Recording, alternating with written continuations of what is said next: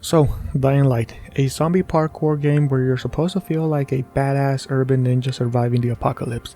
Instead, I play like a middle-aged dad who got lost in a trampoline park after dark. I mastered parkour by constantly parkouring into death. My stealth was impeccable.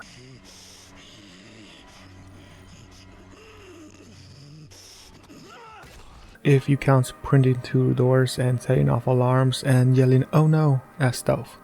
This story is how I almost survived the zombie outbreak in Harran, armed with bad aim, poor stamina management, and a disturbing obsession with looting lockers and crates during a chase. And with the new Dying Light game creeping around the corner, I figured it was time to remind everybody what true survival looks like.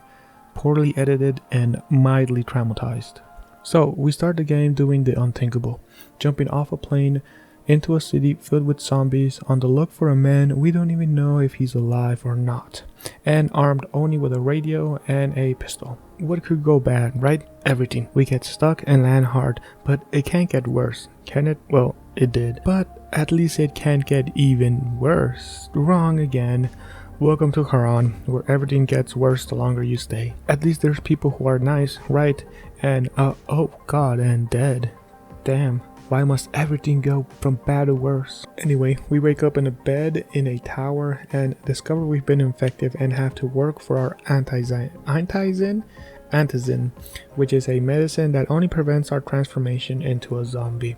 We have to look for the boss, but only find some kid named Rahim, and I can tell right away he's not the boss. He then mentions he has problems on the 13th floor and that we need to go do something because we're just lazy, so we go to the 13th floor. We rescue a survivor and have to face our first zombie, and wow, he died in one kick? That's easy. We learn to fight, loot, and craft. We also find out that jump is right button and not A. I'm okay with this.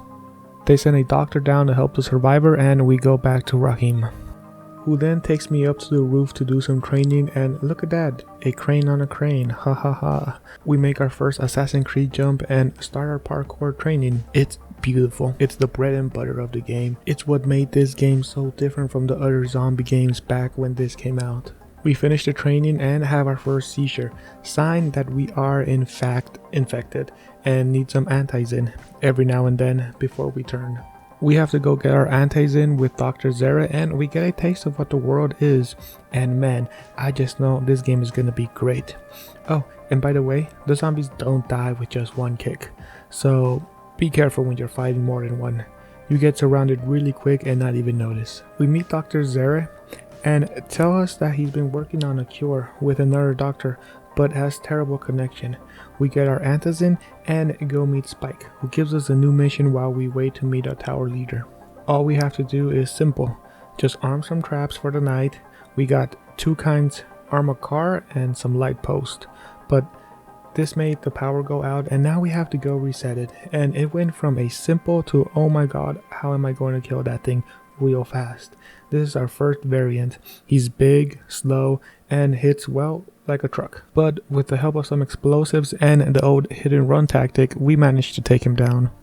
We turn the power on and leave to find shelter from the night. Trust me, you do not want to be here at night. We spot a weird looking zombie and report it to Dr. Zara, tells us to keep an eye open for another one, and we go to sleep. We wake up, report to the GRE, and head to meet the leader. The leader had a mission to locate and bring back antizin, which was a big fail, and we offer to go ourselves and look for more. He accepts and we go out looking for airdrops. The first one was already taken by the enemy faction, but we managed to secure the second one, only to be told by the GRE to burn it in order to meet with the other faction leader. We take one bottle of antizin, which don't forget because it'll come in handy in the future, and burn the rest.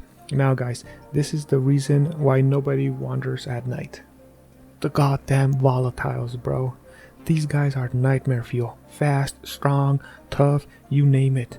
We die to one and run from the rest until we get to a safe place. It's a good thing they only come out at night. We go back to the tower and tell everybody we're going to get the antizin, except for that one bottle, but I guess that's for me, just in case I start to turn. We go meet the enemy faction leader, Rais, in order to make a deal with him for antizin, and yep, he's your typical dictator, nothing really special. except that he's the guy we were looking for. See, the whole reason I'm here is to look for this guy and recover some important files that contain information of the virus that, if released, could kill millions of people, and we have to prevent that. So in order to please him, we become his dog, or more like his bitch. We do work for him, like turning on some communication towers that benefit everybody, like the people at the tower, the doctor, and survivors from Sector 0. But he only does it because he needs it, and if he could stop other people from using it, he would. Anyway, we do the job, but he says it's not enough, and I have to do more, like go collect protection fees from nice innocent people. Wow, I hate myself for this. Not only that, but we also have to recover some files that a patrol lost. With all of this done, I go back expecting my 2 crates of antizin that he promised, only to be handed a measly 5 bottles, and even wants Jade to fight in some pit to entertain his main. I could bring him half the town and he would still find a way to fuck me over. We report back to the GRE, who in fact tells us to do what he says. I'm starting to think they aren't who they say they are. Anyway, we make it back to the tower where people are starting to turn into zombies, and make it to Jade, who then takes the antizin. We get to Brecken and find out that they stopped the antizin drops, and we have a little talk with GRE, only to find out it was them. They really want the file, even if it means killing thousands of people. We get a call from Jade that Rais is using an old school as a supply dump, and that maybe we can find some antizin there. We make it to the school, sneak in, fight some enemies, and make it to the basement, where we didn't find antizin, but we did find C4. What are the chances of that? We take on some more enemies, and when we leave, we find another green zombie. We leave and survive the night, while Jade tells us to keep Rahim away from the explosives. And that's because he has a plan to use the explosive in a volatile's nest inside a tower. Only problem is that he wants to do it himself. A complete suicide mission if you ask anyone. We talk to him and make us promise not to do nothing stupid himself. And we go back to Dr. Zera about the green infected. Tells us that he needs a sample of its flesh because he thinks that those zombies may have eaten some experimental bait he left behind. But they only come out at night and favor areas where the volatiles are. Great. I hate this game at night, so I try to do other side missions first, and well, I can only do so much. It's nighttime, it's raining, and I'm on the edge of my seat hoping I don't get chased today. I do my best to avoid the zombies, sneak behind the bolter, otherwise he'll just run away and get my sample. Now I have to haul ass because 1, I need to get the sample fresh, and 2, I'm being chased by something, I don't know what, and I don't want to find out. I'm too scared to see. So I just run and make it to the doctor's area. It looks like he and Dr. Candem can make a cure, but I'll need to deliver it by hand. They both agree, and I leave so I can prepare. What a nice positive way to end the night, right? Until Rahim calls me and tells me he broke our promise, took the explosives, and fucked up. Now I have to go save him. We go look for him in the train yard and find him hiding while bleeding from a wound. Tells us it's no time to talk, that he's already set the timer on the bombs, and we have 5 or less minutes before they explode. We have to use the sewer that leads to the tower. First of all, what a big coincidence that entrance to the sewer is right here. But whatever. Second of all, why would he arm the bombs? Well, to that I say, shut up, we have a nest to blow up. We place the bombs and watch as the tower comes down. Rahim, you did it. We go back to check on him, and my god, it was a bite wound, not a cut. We have no other option but to kill him. The only thing that I could think of was Jade, and the fact that he turned so quickly. Wasn't I infected for like 3 days before my first seizure? I don't know. But for now, we head back to the tower, where Jade overhears that Rahim is dead, and she runs off. We let her grieve for a bit, but all of a sudden Dr. Zera is under attack, and we have to go defend him. It shouldn't be that bad, unless of course they have guns. Which of course they do have. Why wouldn't they? We managed to kill Rais soldiers, but find out that Dr. Zera has been taken by Rais, and now we have to go rescue him. We go to Rais's building and sneak our way in. We call the GRE only to find out that the Ministry of Defense is going to carpet bomb Harran in 48 hours if we don't find the cure. So we have no choice but to hurry up. We kill our way all the way to where Dr. Zera is being held, only to get ambushed by Rais and wake up in the pit. A gladiator style arena where we have to fend for ourselves, killing zombies, and even a demolisher, our first boss fight. Well, kind of. We see more of these enemies much more later on, but they don't make it easy, even sending more zombies all at once. But since I'm just such a badass, we kill the boss, and Rais tells us that he knew all about the GRE and about us and the file. And we find out that the file is actually a plan to weaponize the virus, not cure it. He tries to kill us but forgets that we're the protagonist, but it's too late for Dr. Zera. We have to honor his death and help Jade take the data to Dr. Camden. We escape Rice's hideout, and Brecken tells us of some people who can help us get to Sector 0, a sealed off part of town where Dr. Camden is and where Jade is heading. We arrive at our destination and we're told to go through the tunnels. We meet up with more survivors and we go first, only for the people who are supposed to save us turn us in with Rais. We fight our way out and finally make it to the old town, a much more better looking place than the slums. But beauty wasn't all this place had to offer. We contact Troy, a leader of a group here in Sector 0, and tells us that we have to meet. She then contacts Jade, but she doesn't want to talk to us. Troy then tells us that her last location was the university, and that's where we head out, killing zombies and jumping roofs.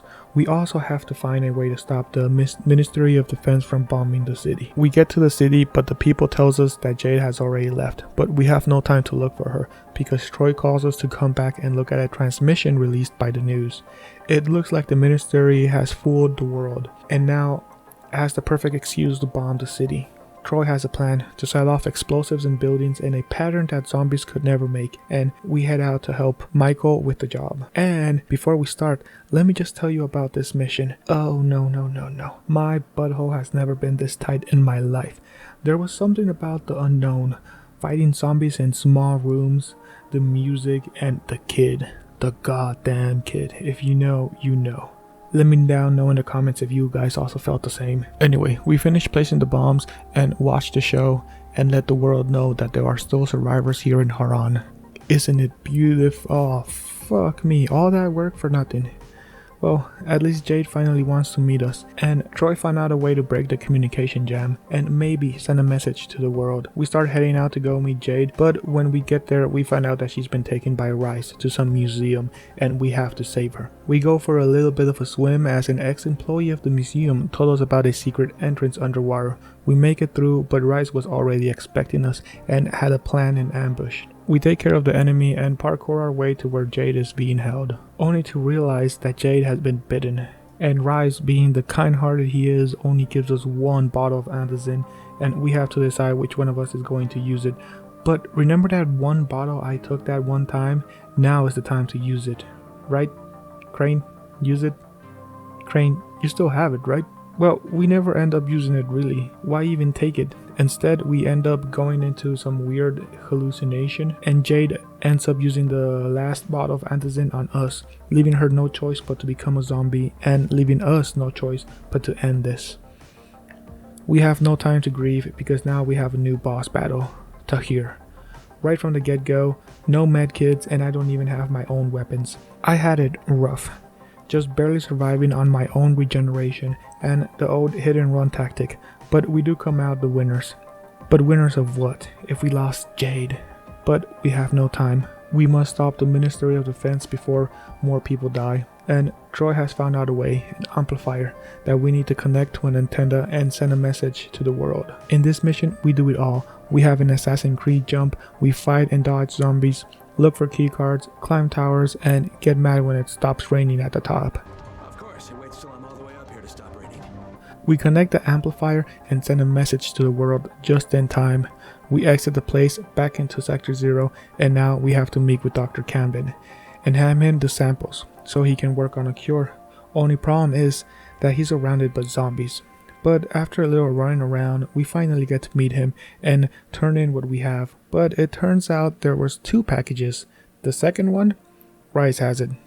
Guess we're gonna have to go fight him for one last time. We tried to contact the GRE, but we find out that Rais has promised the data from Dr. Zera to the GRE and is using it as a way to get out of here. But not if we can stop it. We meet Rais at the top of his old tower for one last fight.